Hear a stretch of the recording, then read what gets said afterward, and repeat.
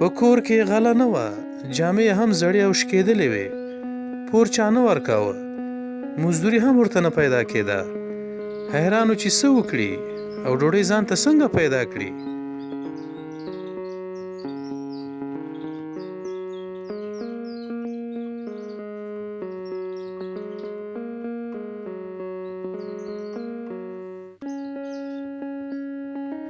وروسته تر ډېرو اندېښنو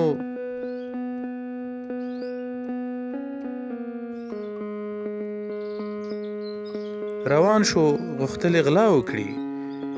پخوا تر دې کله غلا نه وه کړې، ځکه زړه نازړه په یو کاله ننوت.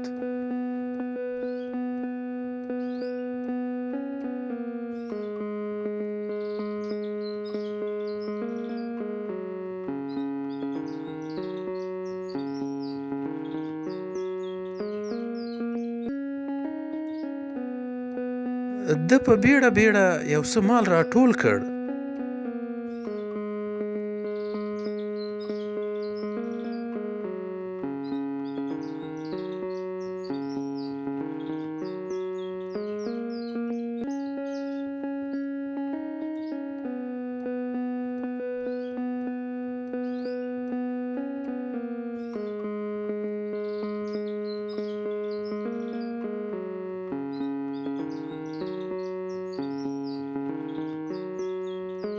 او په ویره ویره یې کور ته راوړ.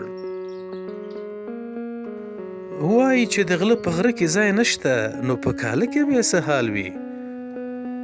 له ده سره دا سودا ډېره زیاته وه چې که سبا ته یې خلک کور ولټوي او د غلا مال ترېنه ووځي، څو کاله به په بندیخانه کې پروت وي او له دې نه به هم بدبخته وي.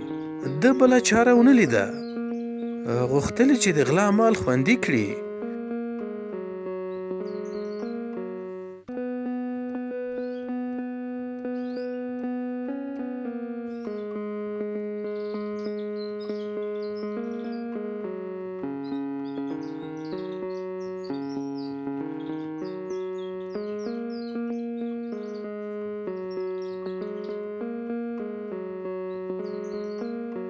خو یو ساعت وروسته تر خاورو لاندې یو داسې گنج راښکاره شو چې د سرو او سپینو زرو دولت پکې پروت و.